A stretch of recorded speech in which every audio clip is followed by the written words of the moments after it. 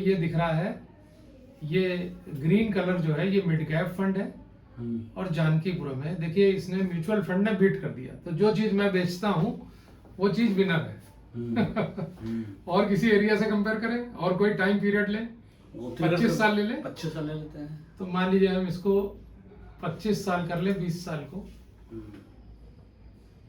20 लाख को 25 साल कर ले, एरिया को गोमती नगर कर ले। हाँ, गोमती नगर कर सकते हैं। गोमती नगर था 25 साल पहले, ठीक से।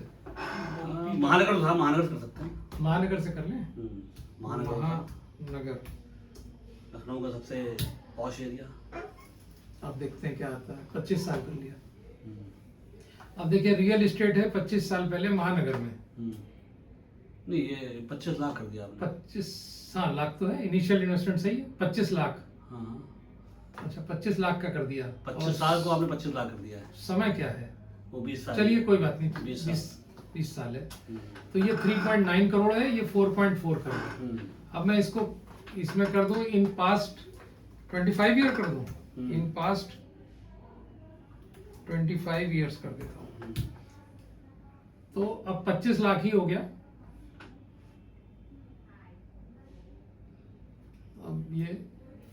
अब देखिए महानगर वाला जो है ये 25 लाख का है ना। और क्या है कि 25 लाख रुपए महानगर लैंड लिया 2006 में, 20 साल का ही दे रहा है, तो 2.5 से 3.5 करोड़ हो रहा है। और मिड कैप फंड में 4.5 करोड़ हो रहा है।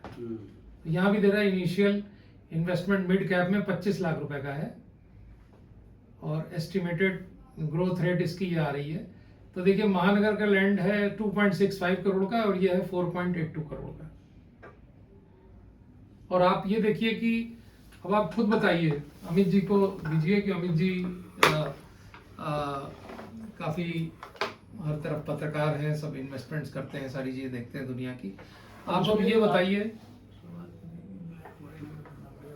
हाँ अब आप जो ऐसे ही होल्ड कर लो, तो जो आपका फ्लैट आप बेचेंगे या लैंड आप बेचेंगे, तो क्या बेचने में क्या दिक्कत आती है?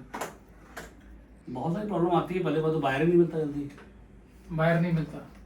फिर उसके अलावा बहुत सारी टैक्सेस की बहुत सारी दिक्कतें होती हैं, है ना।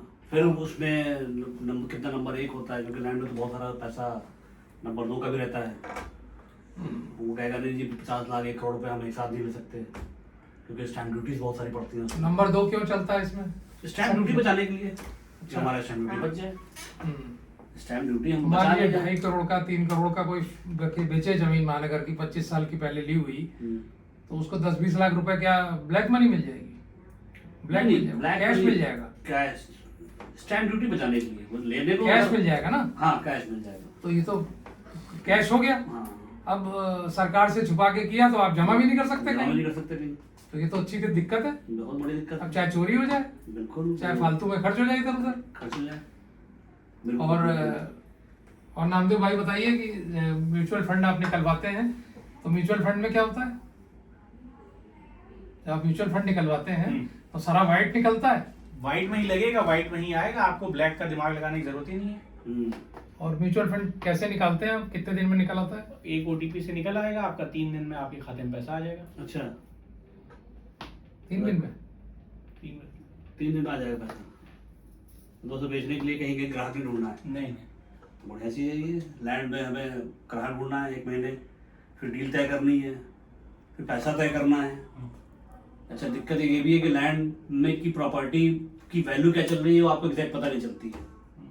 तो क्या ऐसा म्यूचुअल फंड में है कि मुझे अभी जो मैंने पैसा लाया है उसकी एग्जैक्ट वैल्यू पता चल जाए? हाँ बिल्कुल, आपकी वैल्यू डेली बेसिस पे NAV तय होती है, उसमें पता रहती है। क्योंकि प्रॉपर्टी में ज़्यादातर क्या होता है कि हमने खरीदा 1000 रुपये स्क्वायर फीट के हिसाब से, और आज की अगर डेट में वो 4000 स्क्वायर फीट है, तो कोई 3800 में बेचता है, कोई 3700 में बेचता है। अगर 4000 है तो, क्योंकि एग्जैक्ट वैल्यू नहीं पता चल पाती कुछ 4000 है कि नहीं, तो हमें वैल्यू कम मिल जाती है हमेशा। मैक्सिमम ये प्रॉपर्टी के अंदर होता है अक्सर। तो अब अगर हम जैसे मेरी जमीन थी, मुझे इंदिरा नगर में मैंने 4000 रुपये के रेट में बेची, पता चला कि वो जी 4200 रुपये में भी जा सकती थी। ये इतने रुपए में जा सकती थी। तो इसका मतलब है कि प्रॉपर्टी में एग्जैक्ट वैल्यू नहीं पता चलती है कुछ भी। अब मान लीजिए हम ये देखते हैं कि 20 साल पहले अगर किसी ने, एक मान लीजिए सुंदरम का मिड कैप फंड अच्छा है, मान लीजिए किसी ने 20 साल पहले सुंदरम का मिड कैप फंड में पैसे लगाए होते, देखें 20 साल का देता है कि नहीं।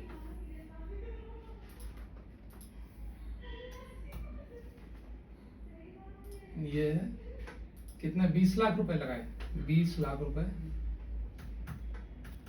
ये 20 लाख रुपए है। लगाए कब थे, 2006 में।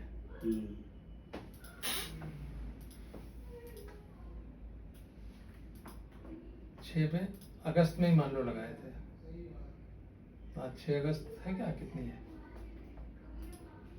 मान लिया लगाए थे 20 लाख रुपए। देखेंगे दिखाता है कंप्यूटर इसकी वैल्यू। हाँ नामदेव बताओ क्या है, लिखा है भैया, कंप्यूटर पढ़ो। 20 लाख में से 20 लाख रुपए लगे थे, जिसकी कीमत आज है 4,13,89,000 रुपए 895। अब ऐसा तो नहीं है कि यह सबसे अच्छा आपने फंड चुन लिया, और कोई फंड ढूंढ सकते हैं इसकी जगह, सुंदरम की जगह। निप्पन ग्रोथ कर लीजिए। निप्पन, ये निप्पन कौन सा म्यूचुअल फंड है यार? निपॉन निपॉन नहीं कौन सा, ये क्या है निप्पन, क्या चीज है? रिलायंस पहले रिलायंस था ना ये। जी। चलिए तो ये हमने निप्पन ले लिया। अब इसकी क्या वैल्यू है 20 लाख की? 4,64,21,000। मतलब 4 करोड़ से ऊपर ही है। एक और ले लें कोई, और कोई पुराना म्यूचुअल फंड बताइए भाई। HDFC फ्लेक्सी ले लीजिए। HDFC फ्लेक्सी ले लें।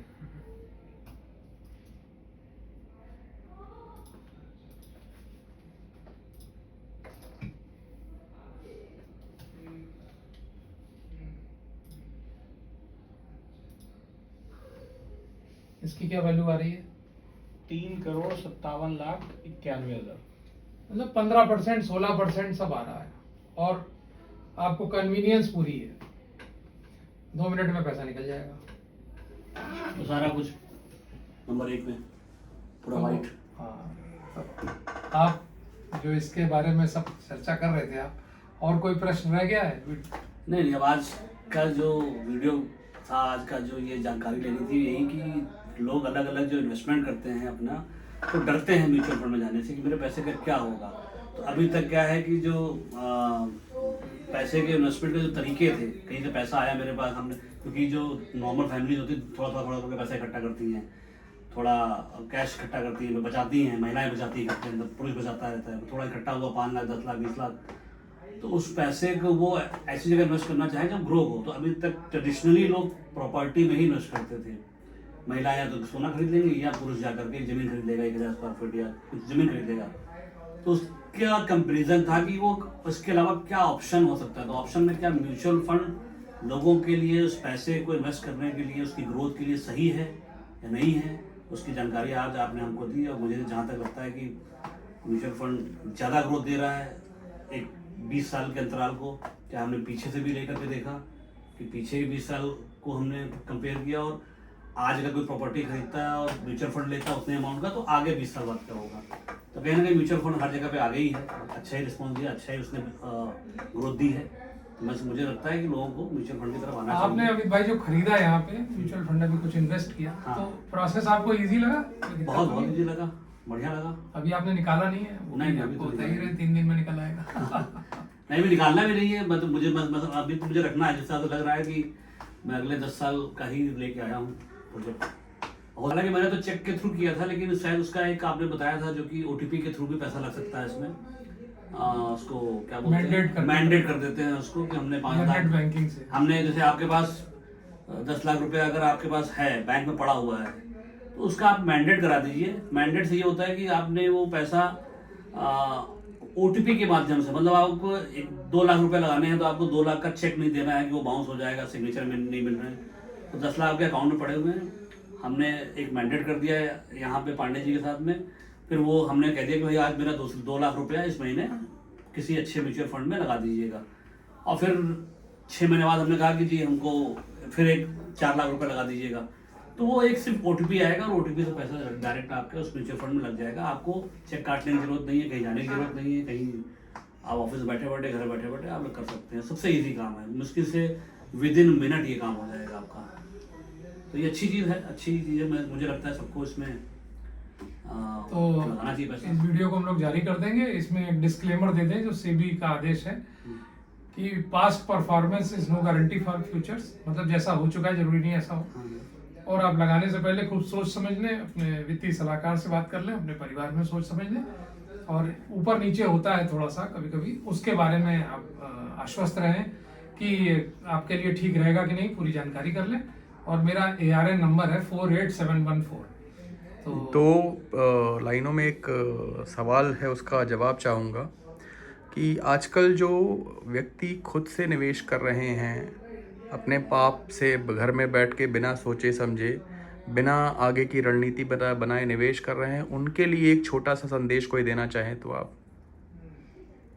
नामदेव भाई, उनके लिए ये संदेश है कि देखिए ये भी एक फील्ड गहरी है और इसमें खुद जाना ठीक नहीं है। जैसे दवाई खुद खाना ठीक नहीं है, चीज़ें अपने आप ज़्यादा नहीं करनी चाहिए।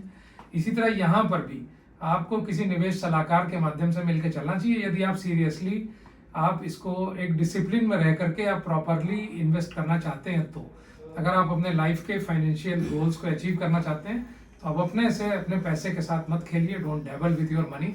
आप सलाहकार के थ्रू चलिए, वो आपको समय समय पर जानकारियाँ देगा और आपको किसी भी समय पे हिस्ट्री कोई डिसीजन लेने से बचाएगा। अभी आजकल जो है 4-5 दिन से शांति है हॉर्मुज़ में, अचानक अभी मिसाइलें चलने लग जाएं तो कोई डर के निकल जाएगा, तो एडवाइज़र होगा तो बताएगा रुक जाइए, परेशान न होइए। तो खुद नहीं करना चाहिए, खुद आदमी को शेयर्स में तो एकदम नहीं करना चाहिए। कौन सा शेयर अच्छा चलेगा कौन सा खराब चलेगा, बहुत नुकसान हो चुका है। और म्यूचुअल फंड्स भी कौन से हों कौन से नहीं हों, ये एक सलाहकार से, वित्तीय सलाहकार से। वैसे भी हम लोग, कोई व्यक्ति का जमीन खरीदने भी जाता है तो वो अपने जो अच्छा जानकार होता है उस प्रॉपर्टी का, अपने पड़ोस में, अपने रिलेशन में, अपने फ्रेंड सर्कल में, उसको लेके ही जाता है कि भाई ये ज़मीन मैंने देखी है, ये सही है, ये इसके पेपर वगैरह चेक कर लो, इसकी ज़रा वैल्यू पता कर लो, भाई ये इतने रुपए बेच रहा है, इसकी वैल्यू सही है कि नहीं सही है। तो ये हम प्रैक्टिकल ज़मीन में भी ये काम करते हैं। तो म्यूचुअल फंड में वही काम करना चाहिए कि उसके जो विशेषज्ञ हों, जानकार हों, उनसे एक बार राय लें, बात करें, फिर वो उसके साथ निवेश करें तो ज़्यादा बेहतर रहेगा, ज़्यादा अच्छे रिजल्ट आएंगे। वरना हमने अपना पैसा प्रॉपर्टी में भी दे दिया, वो डूब भी जाता है, कई जगह फंस जाता है, कई जगह फ्रॉड हो जाते हैं। तो खुद से ना करें, किसी अच्छे विषय के साथ करें, ज़्यादा बेहतर रहेगा।